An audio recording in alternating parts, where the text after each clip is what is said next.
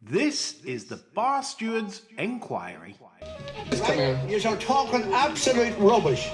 Absolute rubbish. In what way? You were an underachiever in life. I saved your bacon one time. You were gone. You handled that well. I couldn't save you.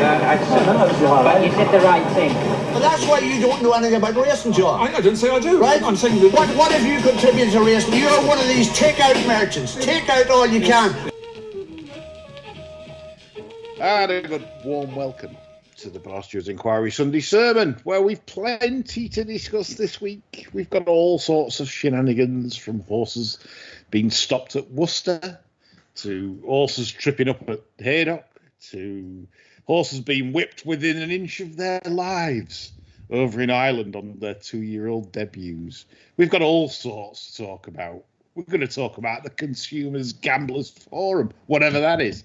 You'll find out on this show. And joining me to chew the fat and talk about all this rubbish as well. We do talk rubbish. It's John Legg and Lorne Malver. Chris, good evening, gentlemen. Good evening. Good evening from me, followed by the Consumer Gamblers Forum. Yes.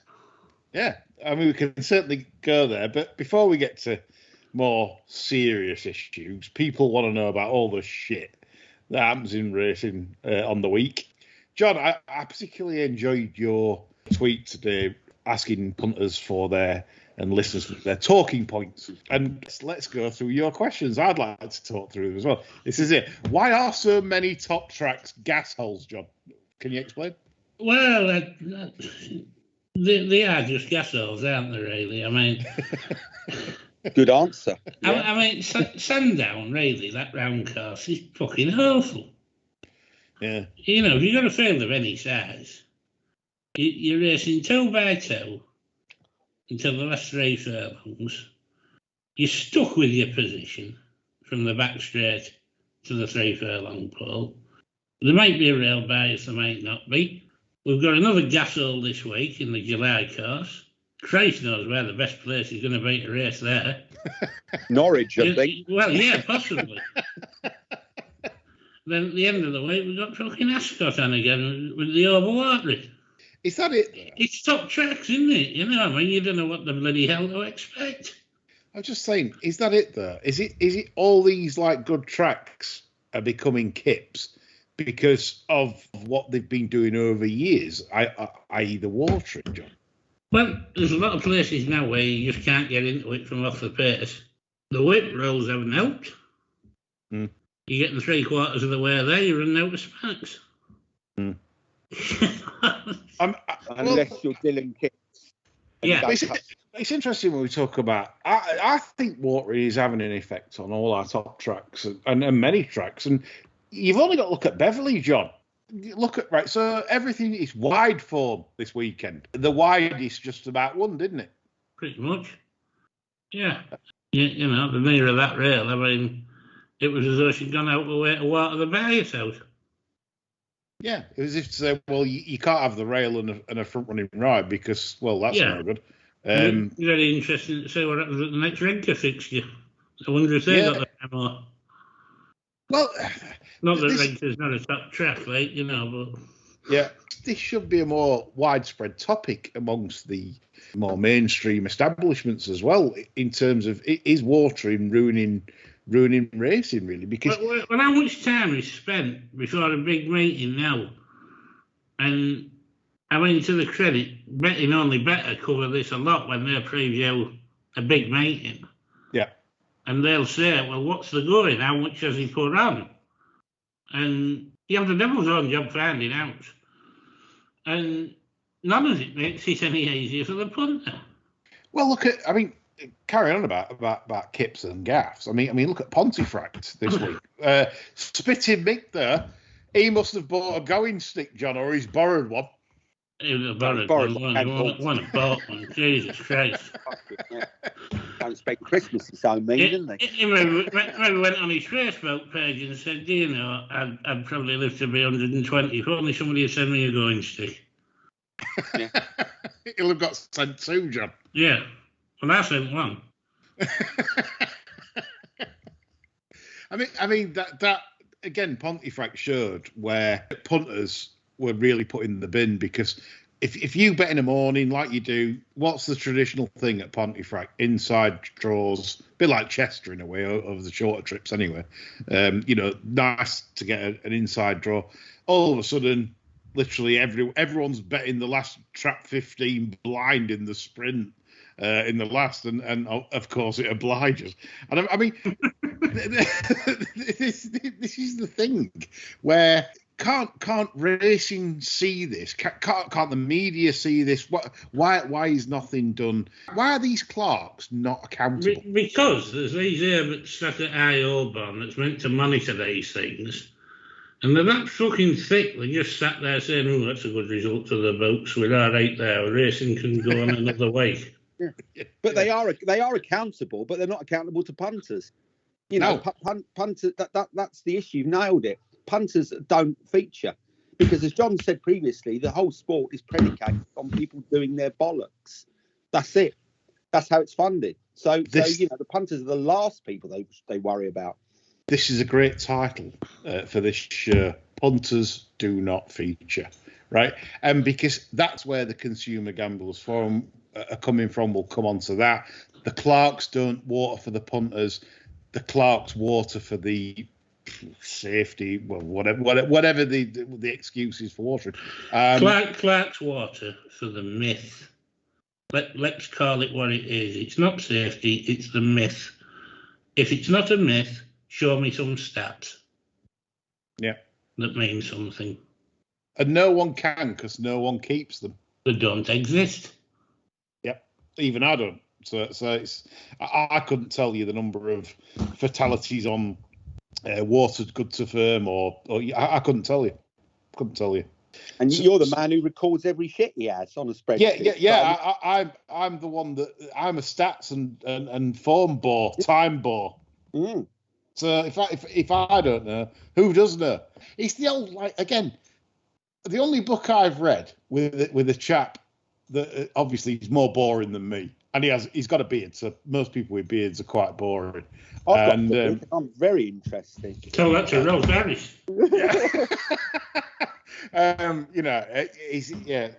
Beards can be a warning sign these days, and I just think, can be. Fucking hell. I've got a wild man beard now. Fucking hell, outdoorsman, off grid I am. Yeah, it's often a sign of there's something not right. The razor's broke.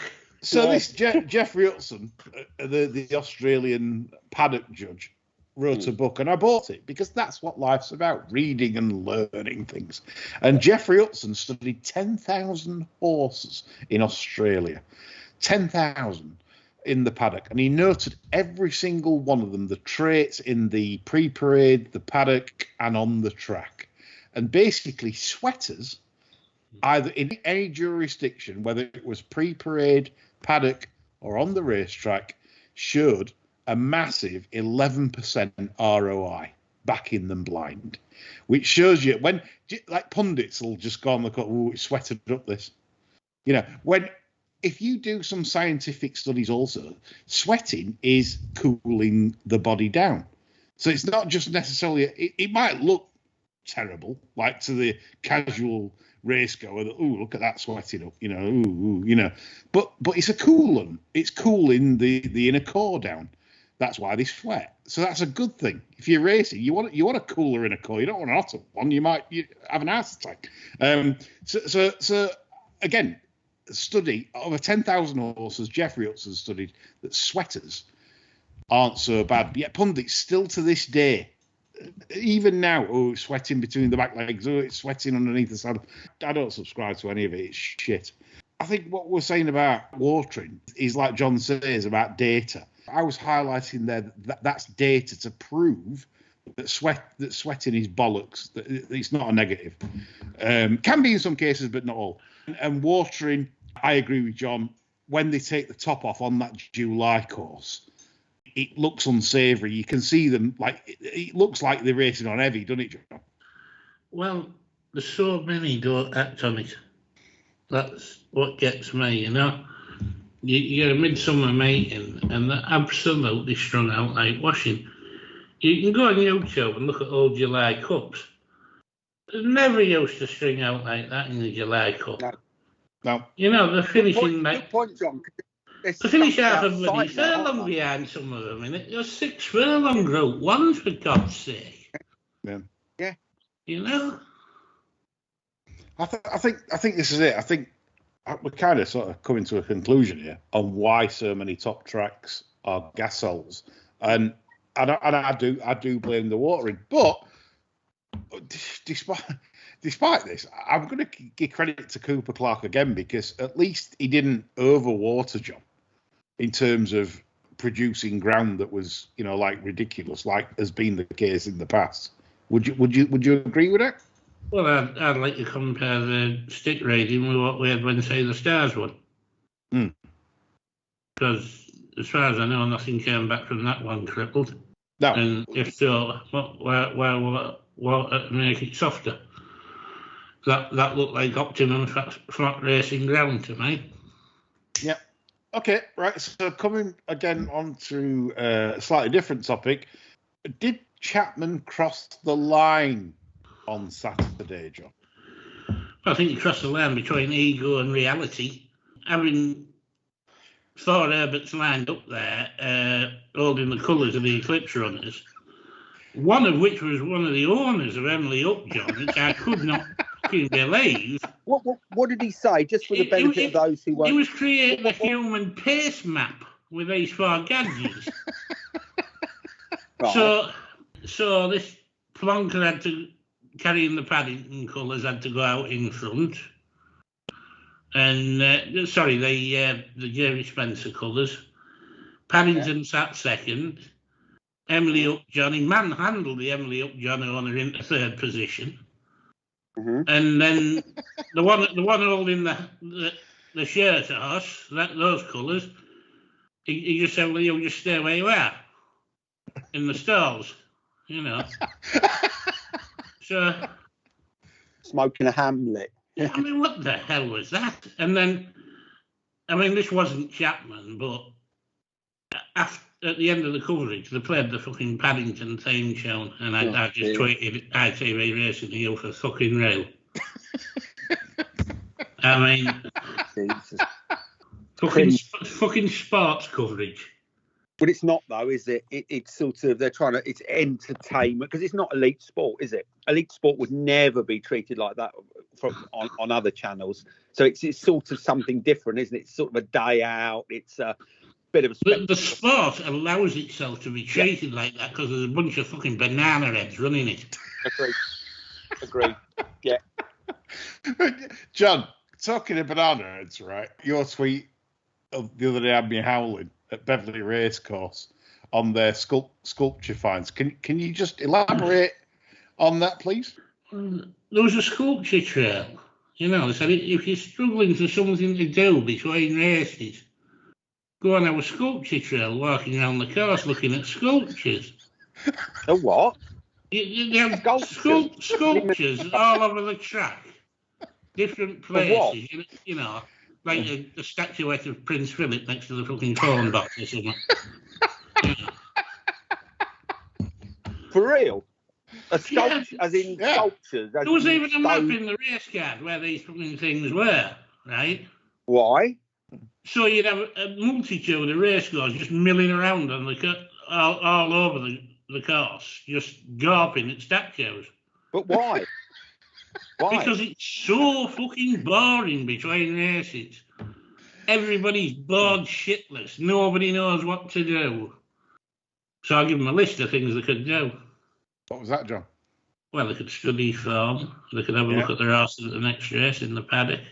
Yeah. They could have had a bet at Haydock, because Haydock was on. Could have gone and got something to eat. Could have had a drink. A couple of more lines or something in a fight. No, a few lines in a fight. Let's go look at the sculptures. You know. Is it real or wind up? Is it actually real? No, it's real. No, it's real. They had one in the paddock, Chris, of Johnny Ball when he was in his peak and he was doing Think of a Number. You fucking hell. Wow. I thought you were doing mushrooms or something. Fuck me, that's bizarre.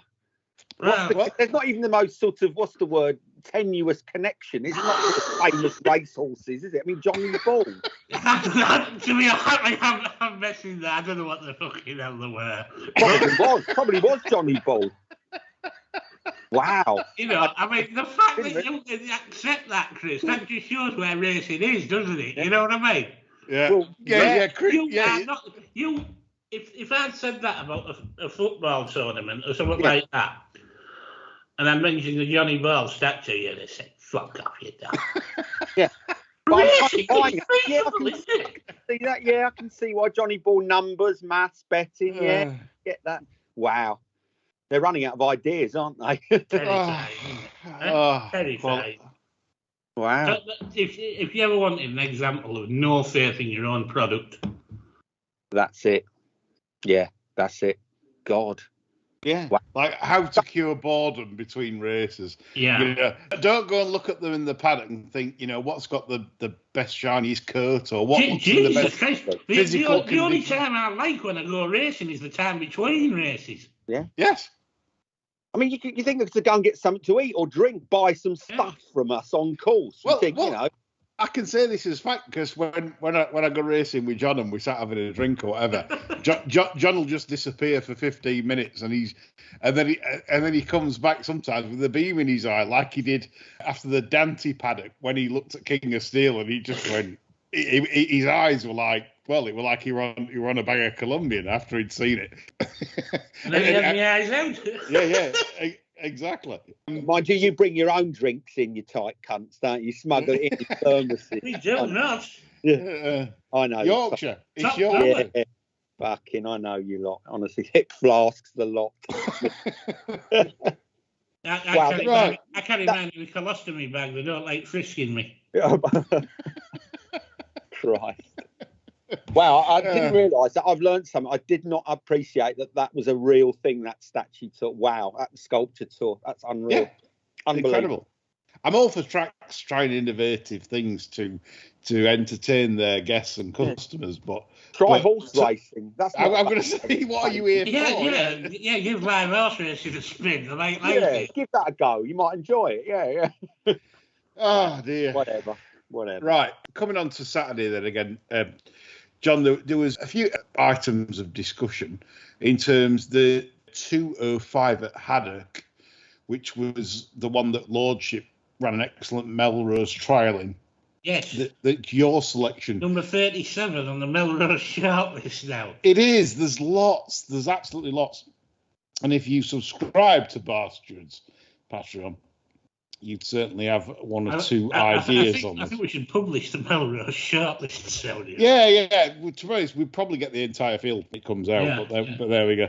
It's a good one. But anyway, so Lordship obviously put an outstanding Melrose trial, but aside from that, we've been asked a question regarding that little crossing where the Jeff Smith horse stumbled on it and the jockey nearly unseated and your selection Chili on the show unluckily ran into the back of it, John.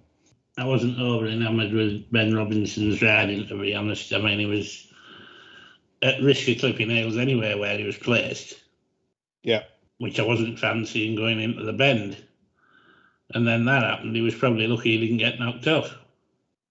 What are we saying about these road crossings, though? Because it's funny because they cover them in different things. You say, Haydock looked as though all they'd done was maybe sanded it and then put a pile of grass cuttings on.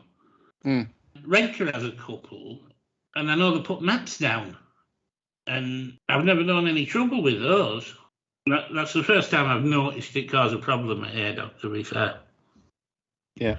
No, I mean, it's one of them where, like, I've seen horses jump paths. I mean, we can remember the famous Deja at the Breeders' Cup that jumped to Shadow, which was heartbreaking for Billy Vultures. But obviously horses will notice things. Highly amusing for those who like Carson getting the face on that. What a miserable bastard he was. And tight as well. The tightest man ever known to man was Willie Carson. A story here for listeners now. I can tell you now that he rode, I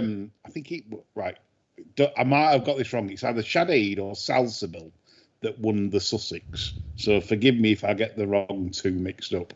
Anyway, so he comes in the paddock, and all the boys, the Dunlop boys and the stable staff, and said, "Oh, you'll be getting some champagne in for the stable lads, Willie." He said, "Hadn't you backed it?" It was actually 8-13 to win the race, and he sent nothing to the yard, nothing for the lads, nothing. Yeah, boo, exactly, because Richard Hills, for how shit he was, always sent plenty of treats to the work chaps at the Dunlop yard back in the day. So just a backstory there, a real life story. Carson, tight bastard. Anyway, that's why it's probably miserable, John. Really miserable. Yeah.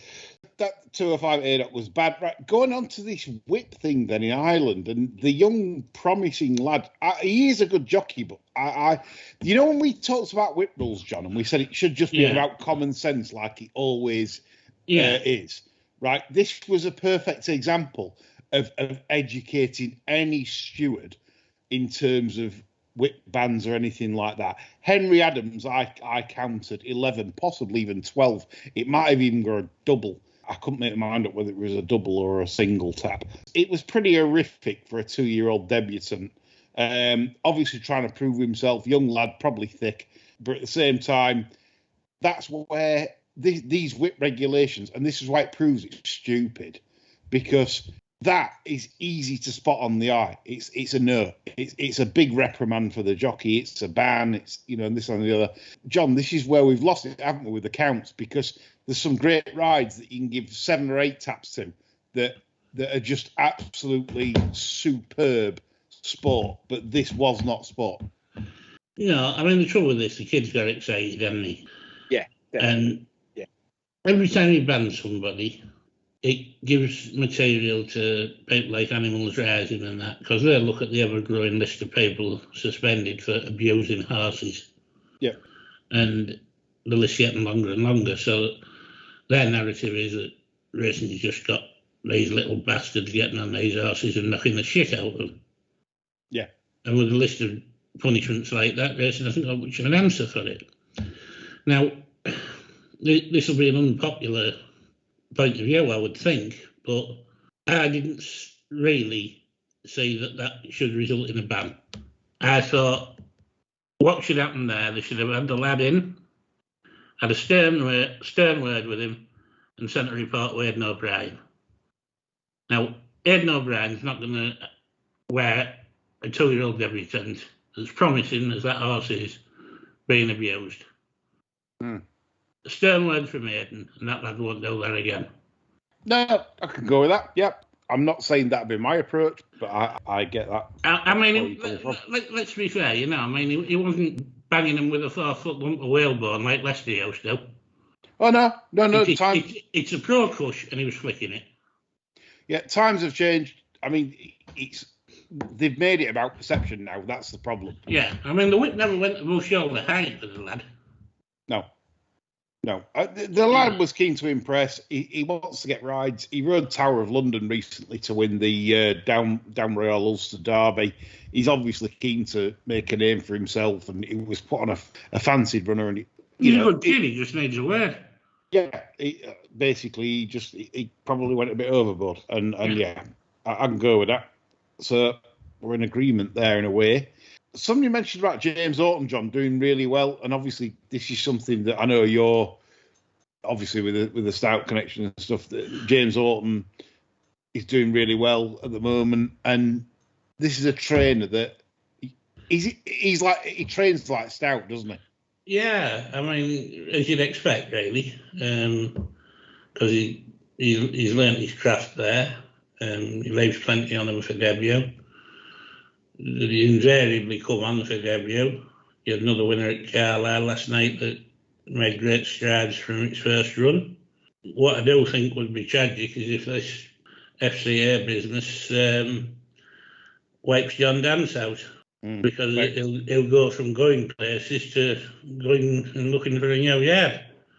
And he'll find another place. Surely, he's so talented. He will, but it's such a good sit down where he is. I mean, it's going to be a proper rebuild job, and it is a shame because he has some lovely horses there. True enough. True enough. I just hope it gets sorted out for him. Yeah, indeed. On to the Eclipse then, John. Obviously, there was a lot in the media about, only 400's terrible, this, that, the other. I personally, this is from my point of view, I'm not saying I particularly enjoyed the race, but I did feel that the match between Emily Upjohn and Paddington was quite a spectacle. Well, it'd have been as good with two runners, wouldn't it, then? Yeah. I mean, the point is... And Hewitt might have rode a more sensible race. Yeah. And being right up Paddington's shitbox. Personally, I think Paddington has got a lot of guts. I think it's a very hearty horse. I like the horse. I just think, given normal circumstances and normal gallops, and you know, like a cracking pace and stuff, I think Emily Upjohn would murder that. You know, in terms of foot, it was just one of them that Paddington just had the track posse, broke well, and Emily Upjohn could never get quite on terms. But two very, very good horses, and he did the race fitting really, despite the 400s. I don't get the negativity from a lot of people saying about the race, because as you know, John, throughout time, the Eclipse has sort of gone up and down. We've had Giants Causeway, Callaneasy, we've had amazing eclipses. We've had Nashwan, Indian Skimmer, Warning, that eclipse. See the stars. We've had some stunning eclipses. I just think it's a bit random. It's whether a trainer fancies it. And the thing is, everyone moaned when sort of like they chose Paddington instead of State Road, or why did this run there? Or I just think is there too many choices there for them to run at the moment? There's plenty, given the amount of horses we've got at that level. Do you reckon we're not awash with them, are we? Do you reckon that's because of we're selling horses abroad too often? Well, there's horses on the cusp going abroad, isn't there? You know, I mean, maybe not for this year, but you know, I mean, Waipiro, for example. Docklands has gone. Docklands could have made like a Queen Anne horse next year, possibly for me. You know, and they're getting thinned out, aren't they? So, unless that stops, it's going to be an ongoing problem. It is. We're not going to get the eclipses that we had in yesteryear with 4 and 5 year olds turning up in the eclipse because they're either in King Kong or they're racing at Ramwick. Yeah. So that's where we're at. So, yeah, I enjoyed the battle between the two. I thought it was all fair game. Okay, so before we go on to further questions, we'll go on to the big episode this week of the big non-trier at Worcester. Dylan Kitts, he obviously copped a lot of flack on social media and, of course, was stepped down by the BHA this week until further investigations were complete after his ride on the horse Hillsing. So here we go. Here's the story of the horse. We love a story. Gavin Cromwell trained it, lo and behold, back in the day. There's so many we've got over here now. We're coming from Irish yards, ending up in random English yards. And this one went to Claire Harris, looked to have about 47 float-ups, and then ends up in the hands of Chris Honor. And it was backed into 7-4 overnight from 12-1. And these colours are synonymous with a Mr. Johnny Farrelly. No, he doesn't own it, but he trained a lot of horses for this Mr. Clegg, who apparently is a 79-year-old owner, never put a foot wrong in his life, despite owning several gambling horses that have been bet off the boards throughout his life. But according to his interview, no, nothing to do with me, son, which the owner will say. So Chris Honor has had the horse removed from his yard. They're now at Brian Bars. Coming on to the ride, it was probably one of the funniest I've ever seen. Poor Dylan Kitts did the McCoy route down the outside at Worcester on the last race of the day, or getting towards the last race. I can't remember if it was last or the next last. But anyway, he did the outside route, which is known for being the best ground after it's been chewed up, when it's been watered, etc. And sadly, they went quick, and he was made to look an absolute prize idiot when he didn't make any effort on the running. Now, there's all things about punishments here, John, but I'm Chris. I'm going to bring you in on this. For me, it's the people behind these horses that are doing. I mean, the poor lad on top has been told not to win. Simple as. That was evident there. He was being told, no, you're not to win on this today. Whether they gave him any tactics, I don't know. But so I'd like your two thoughts on this, please. Well, I mean, from my perspective, it was just such a poorly executed attempt at what appeared to be a stopping ride, didn't it? I mean, it took it on the outside, which is better ground. I mean, there's lots of different ways to stop one that doesn't require it to be hooked up at the back. So I think it was just a really ham-fisted attempt at burying one, and it was so bad, wasn't it? That's the problem. But what you say is about that does seem to be the new MO for people, doesn't it? Horses coming from Ireland, turning up in yards that wouldn't necessarily be synonymous with having a punt, and they try and land one that way. I mean, if it was me, I think you'll find Helen Nelms would be having lots of 2-year-olds from me, because that's the way. Trained by Brazilians. Yeah, trained by Brazilians or various sort of Irish people that have been warned off. I mean, that's how they do it. And it's been going on a long time. And, there are quite a few Newmarket yards that used to have, have horses in their stables that the trainer didn't really know too much about. And that was usually when you get, a stable employee has got a horse and they want to do it themselves, want to train it themselves. So they pay the trainer a few quid, rent every week, pay for their own food and run it under someone else's names. But so these guys have just taken it to the next level and using it to land a punt. But it was visually a very amateurish attempt, I think. That was really poor. But John, come to you, right? I have sympathy for the kid, to be honest. Yeah, well, there's a point there having sympathy for the kid, and I think subsequent investigations make sure you're right to have sympathy for the kid. That said, racing can't have this.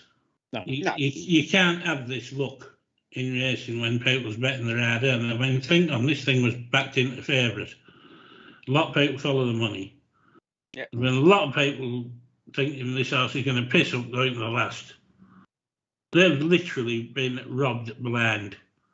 Now, for me, the first thing racing does, that lad's off till the end of the season.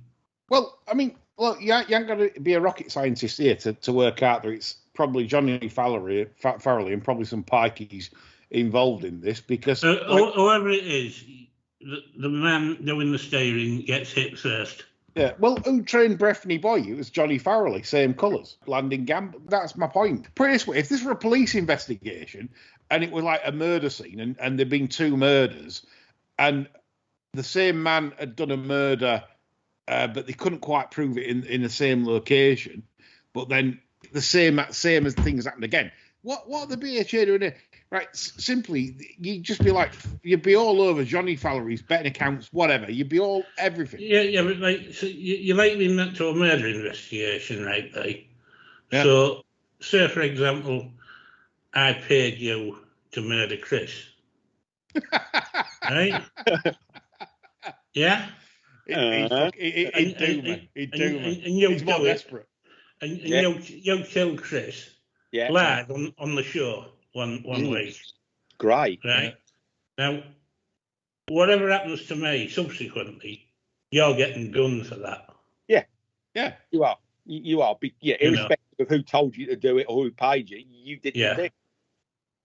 Yeah, the poor lad's under a bus. And I wish I could. If I know that were happening, not from a betting perspective, because it's wrong, as we know, to do something. No, let's be fair. He's done it before. He got 14 days.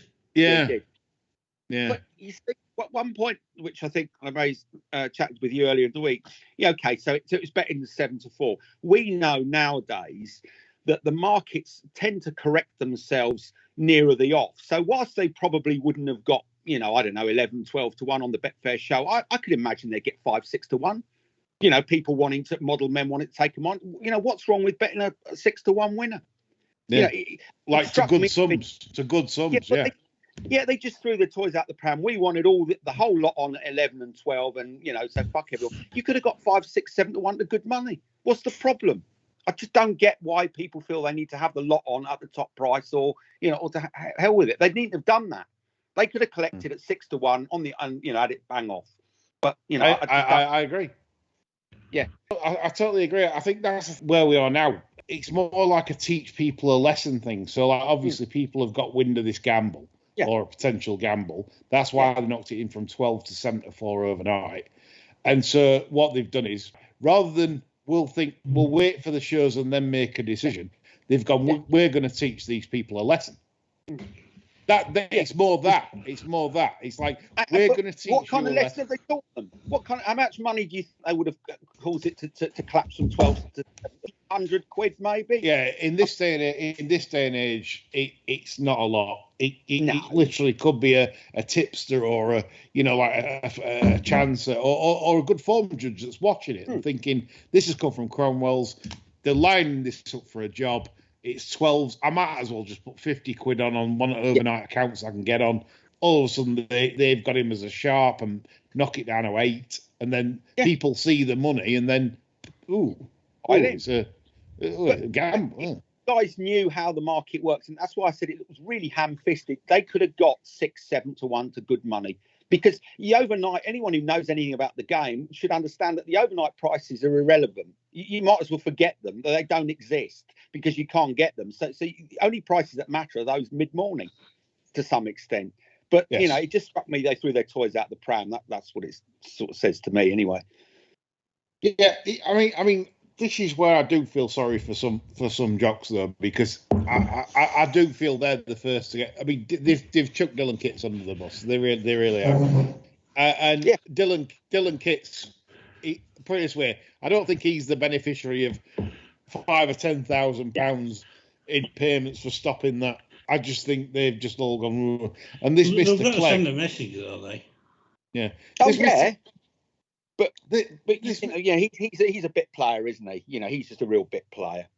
But what about syndicates and stuff? For example, Grant Shore had one on Saturday, won the last at Beverley, owned by Mr. Grant Shore. It's not owned by Mr. Grant Shore, is it? The one that won the last at Beverley that landed, he didn't land a gamble, but he campaigned at short trips at 2, then comes out as a 3-year-old over 10 furlongs. Looks like he's landed some decent bets. That's my point. So that's not owned by Grant Shore. Do we, as a racing system, get tighter on maybe trainer ownerships, syndicate ownerships? Where is this money coming from that says, right, the Claiming 5 partnership can own a horse? Who are the Claiming 5 partnership? Who are they? It should be detailed, and there should be like investigations into like, are they laying this on Betfair?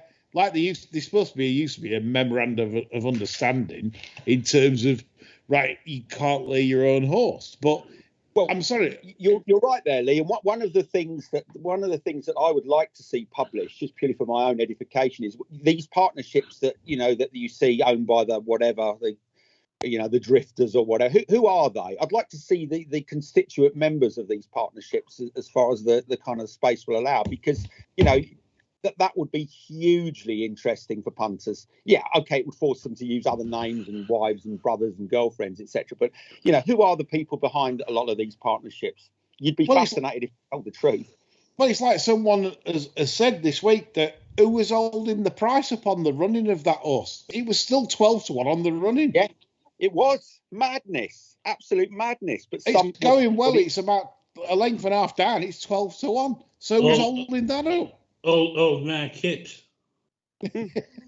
well, 87-year-old. No, I bet it's something to do with Farrelly or somebody else. I mean, it's this Clegg figure that apparently was racing at Newton Abbott. So I've never put a foot wrong in my life. No, I bet you haven't. You couldn't. I mean, he's had horses with Alan Jones. He's had horses with him.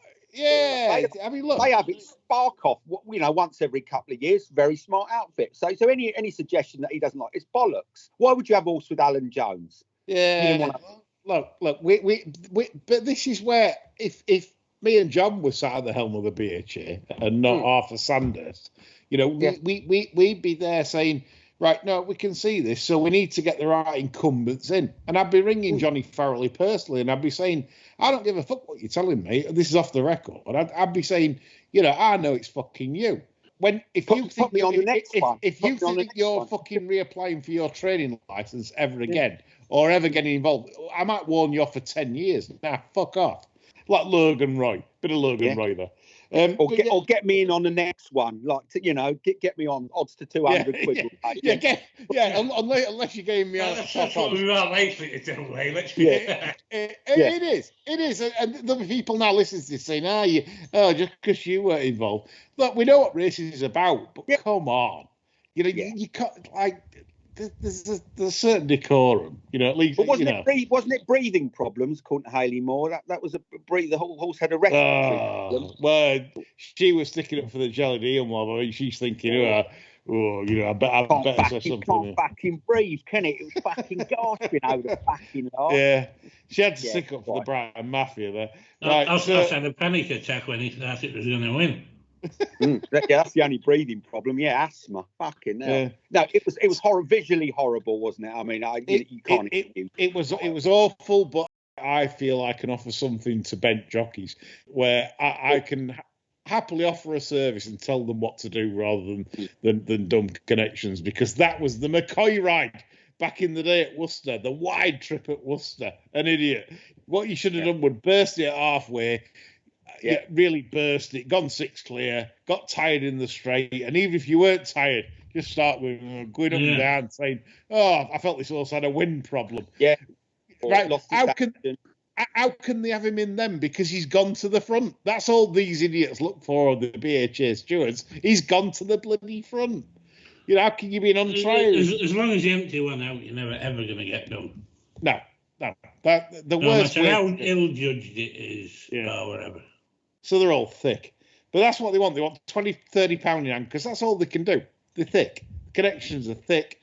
They just buy horses, get them well in, get them 30 pound well in, and have a jolly old punt. And it's just, to be honest, like you said, John, it's shit for racing. It's a shit look. Whilst people say, you're jealous because you're not. No, it's done wrong. You're not doing it right. At least get it fucking done right. Anyway, right, that's covered that. Right, Chris Pull. I'm bringing Chris Pull in here because he says, chaps, a bit of fun here before we go on to the Consumer Gamblers Forum. Who do you make jolly to be the new BBC nons? Well, crikey, libel laws, etc. It's a tricky one, isn't it? I've had my bollocks on the pink one from the Tweenies, right? I've had it good. The Tweenies fucking bang at it. So that's where my max bet's gone. He stitches up there with that one, hasn't he? Obviously, we're not having a television licence. I don't watch BBC. No, I don't. I don't know any presenters whatsoever on BBC. No. How would you price it up there? Well, that's not insinuating. Pricing it up is not insinuating. Pricing up, it's still a chance, isn't it? It probably is. They say that the Welsh fellas like a 1,000 on chance, don't they? That's what they say. Well, at the moment, tell you how I'm pricing it. I'm going 8 to 15 Graham Norton, 15 to 8 Hugh Edwards. Yeah. Now you've made a rick there, haven't you? What, have you got any other runners? No, I'd have a 75 to 40 Hugh Edwards, please. You've got that. You've actually got that. Pay you next Tuesday. Out your Patreon wages. Have you got a marked card then or something? Have I been had over? I just think with someone said, like who's in the know, said he's got international recognition. Hugh Edwards, I don't think any Americans. I've been done again. It's it's recorded. This is a recorded bet on the show. Alan Clegg, you are in the sky. Pull, you've had Chris Pull, if you're listening, it's a 75 to 40 lead Hugh Edwards. Yeah. As I've got good old Graham Norton as jolly at the moment. So there's no libel there. We're not insinuating anything. We're having just harmless fun. He's got international recognition. Yeah.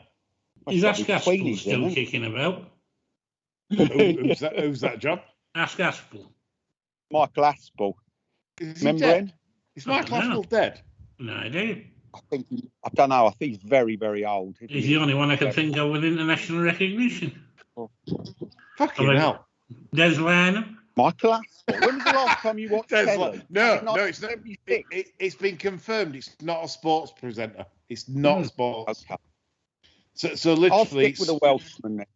I'll stick with a Welshman. We're Americans heard of Hugh Edwards. I mean, come on. World Service. Yeah, World Service. Christ, now you've got me at it now. I reckon I've been had over here. But I'm Anyway, a man of my word. Deduct it from the wages then. Chris, you've got that 75. Right. The bet's laid 75 to 40. Hugh Edwards, you've got it. You've got that live on the shirt. It's there. There it is. Right, to finish the show off then, it's now the boring bit. The Consumer Gamblers Forum. We've been asked questions, guys, what do you think to this latest project in terms of, like, obviously we've had failed forums like the Horse Betters Forum that are about as much use as Phillies Handicap, an 18-runner Phillies Handicap, you know, like around Chester. Or an Astra and a Kawasaki. But I think we have hope here with the Gambling Consumers Forum. I really do. I think this is a project that can work, but it needs everyone's support. We can't just go, oh, we don't care, this and the other. Their policies basically are sticking up for gambling, about how it's misunderstood. It's slated by the media and anti-gambling groups. There's no defence. There's no defence for the punter. Absolutely zero defence. The punter is on his own. I mean, God, I'm so 1990s, on their own. Affordability checks should be strongly argued against. These are their remits. That the white paper will not only make it harder for an ordinary bettor to exercise their perfectly legal right to place a bet, but it will do nothing to help the addicts either. Do we know who's behind this? We do, and I can tell you now, the good old Councillor Woodman, Andrew Woodman, who doubled his majority despite Tory backlash at the last council election. Andrew doubled his majority, and he sort of heads this with Abby McGregor, is a neurological scientist. We've had Abby on the show. She's absolutely outstanding. She argues the case against addiction in terms of how it can be treated. She will tackle the grifters. These are skilled people that will be able to get into Westminster with Woody's contacts and will be able to make more difference. But the thing is, it needs support. It doesn't need ridicule. It doesn't need, oh, well, this won't work. Because, let me tell you, this is the last chance saloon. I'm going to say it's all we've got. Yeah, this is the last chance saloon. And if you don't, and you just go, well, I can't see this working, then we're beat. We are truly beat. It's the only chance we've got of watering down the white paper. And by the way, we won't get to a situation where we will be able to probably bet with the freedoms we've always had. That's not going to happen, right? But we might be able to make inroads in terms of what we're allowed to bet and what, that's the thing. You know, I understand there's been like my modeler, Ed, that's done the petition on affordability checks. He's got a very good heart. He speaks well. But you are not going to segregate sports betting from casino betting and get that past government. You're not. And I'll tell you why. Because they're all in bed. It's politically, it's not going to happen. It's a waste of time. It's a waste of energy. So we need to come from different angles, which is attacking the grifters and the NHS grifters on how you treat gamblers with harm and addiction. That's what Abby's going to come in and do with coherent arguments, and we're gonna attack the data, how Ireland have ditched affordability checks. So that's going to be like in the remit to the UK government. Well, Ireland not doing it, so why are we doing it? You know, it's so these are coherent arguments, and this should be taken very seriously by all. And if it needs helping with funding and we need to do subscribers and stuff, I think we should support it. And as a pod, we're going to support it. And that's not just because Woody's my mate or anything like that. It's because I value the industry and I value what we've been able to do for years, which is able to bet freely, unobstructed, no obstructions.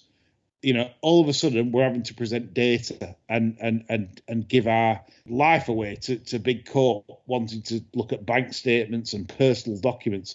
We don't want this, and we should fight it, and we should all fight it as one, because if we don't, this game is going to become very, very troubled in years to come. And So this is our last hope. So we will support this going forward. So Paul Cav, TRF on Twitter, thank you for that question. But that is something that is going to be close to our heart going forwards, supporting the GCF. Chris and John, to finish on that, any comments? Agree with every word. Nothing to add to that. 100%. Got to get behind it now. I think the punters have got to stand up and push for this now. Yeah, and just a future announcement that we will be having Abby and Andrew Woody on for a pod to explain more about what this is going forwards, and that's going to be happening in the next sort of 10 days or so. So look forward to that, chaps, because it will be good, because it will explain it in depth about how we can sort of make a difference on this and probably influence people, of decision making to help punters going forwards. So hope you enjoyed this show. It was absolutely hilarious for us early on. The Beverley Sculptures have won the day.